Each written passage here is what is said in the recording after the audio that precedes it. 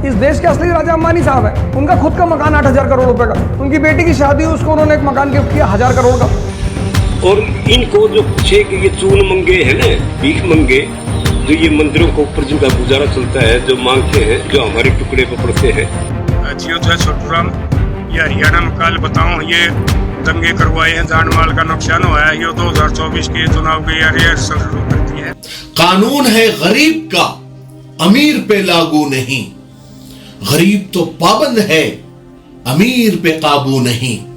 ये दहशतें, ये वहशतें, ये मतलबी सियासतें, बेरब्त सी जिंदगी, बेसमत सी मसाफतें, ये कौन सा निजाम है या कोई इंतकाम है?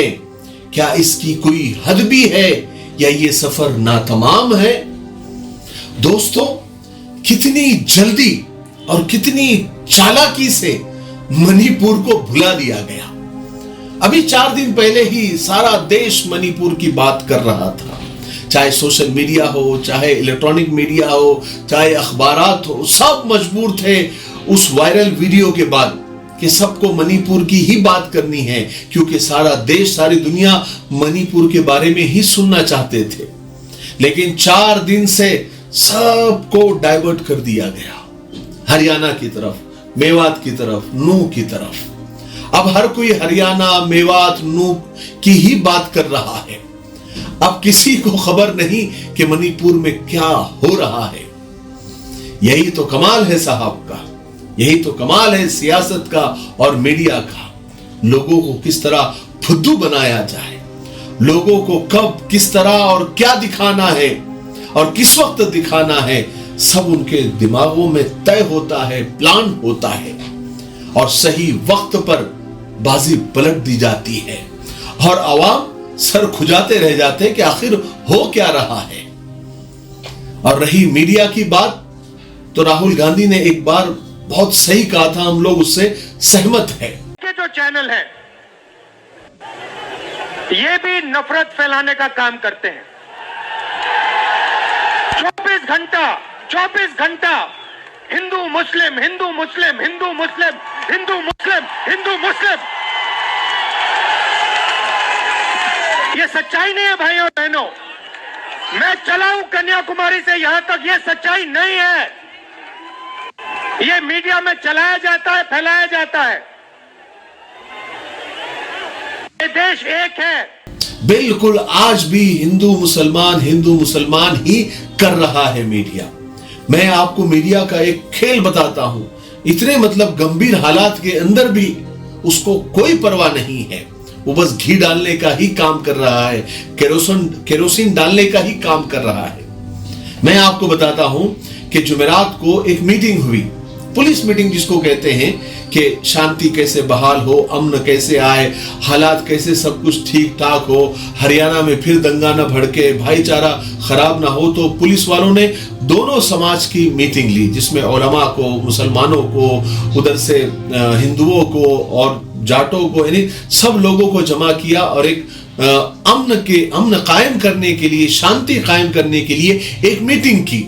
पुलिस ने दोनों पक्षों को समझाया, बुझाया, अच्छी मीटिंग की। चूंकि कल जुमा था, इसलिए इमामों से, उलमा से भी पुलिस ने दरखास्त की कि इस जुमा में मस्जिदों में ज्यादा भीड़ ना हो, आप कुछ ऐसा करें कि लोग अपने करीब की मस्जिद में ही नमाज पढ़ ले या घरों में नमाज पढ़ ले, ताकि शरारती लोगों को फसाद करने का, दंगा करने का मौका ना मिले। हरियाणा के उलमा ने और इमामों ने ये फैसला किया कि ठीक है, इस जुमा में हम ऐलान करते हैं। उन्होंने ऐलान भी किया कि भाई इस बार का जुमा जो है अपने करीब की मस्जिद में पढ़े, ज्यादा भीड़ न करे, और हो सके तो अपने घरों में पढ़े, जैसे कोरोना में किया गया था, अपने करीबी मस्जिद में पढ़े। एक मस्जिद में ज्यादा भीड़ न करे ताकि हालात पुरअमन रहे और किसी को कोई फसाद बर्पा करने का मौका न मिले। और हुआ भी ऐसा, जुमा का दिन बिल्कुल इत्मीनान के साथ, अमन के साथ गुजर गया। कितनी अच्छी खबर है। यानी दोनों पक्षों की तरफ से सपोर्ट हुआ, दोनों ने मिलकर मशवरा किया और फिर हालात पुरअमन हो गए और उलमा ने, इमामों ने भी सपोर्ट किया। तो अब बताइए, मीडिया चाहता तो कितनी अच्छी हेडलाइन लगा सकता था कि देखो इमामों ने कितना अच्छा ऐलान किया, कितना सपोर्ट किया, कितना माहौल बनाने में मदद की, वगैरह वगैरह। लेकिन इनकी मक्कारी देखिए, इनकी अय्यारी देखिए, इनकी नफरत देखिए कि जहनों में स्टूडियो लेकर बैठे हैं लेकिन दिलो दिमाग में नफरत है इनकी। इनकी हेडलाइन देखो, दंगाइयों पर बुलडोजर चलते ही कांप उठा मौलाना, ऐलान किया कि कोई भी मुसलमान मस्जिद में ना आए। यानी हद होती है बेशर्मी की, बेगैरती की। इसीलिए तो अब सब कहने लगे हैं कि असल मुजरिम मीडिया ही है, गोदी मीडिया ही है।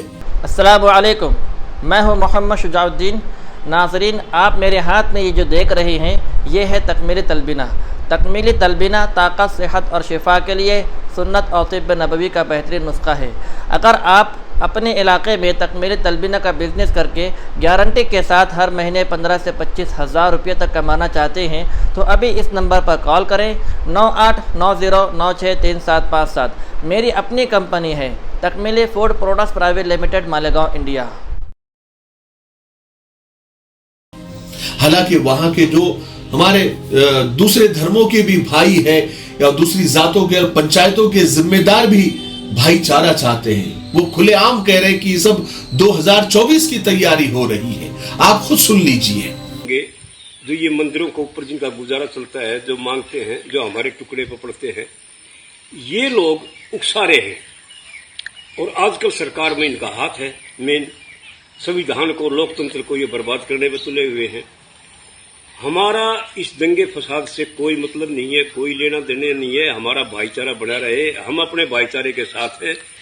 तो सब कुछ आग में झोंकना, तो यही हालत जो है ना, उसको दबाने के लिए एक ये और कांड चला दिया। अब इसमें मेवात का आपस में दंगे फसाद करवा दिए उनके।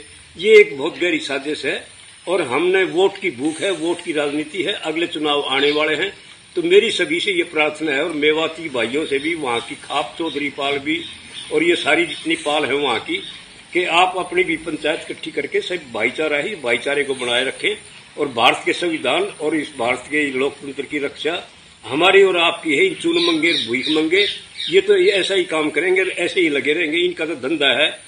और आखिर में मैं एक बात कहना चाहूंगा कि दंगे फसाद में नुकसान हमेशा गरीबों का ही होता है, ठेले वालों का ही होता है, हाथ गाड़ी वालों का ही होता है। उसी को तोड़ने फोड़ने और बंद करने की बात की जाती है। कभी भी किसी कंपनी को बंद करने की बात नहीं की जाती, कभी किसी बंगले पर आंच नहीं आती। और धर्म की रक्षा में हमेशा गरीबों को ही लगाया जाता है, बेरोजगारों को ही लगाया जाता है।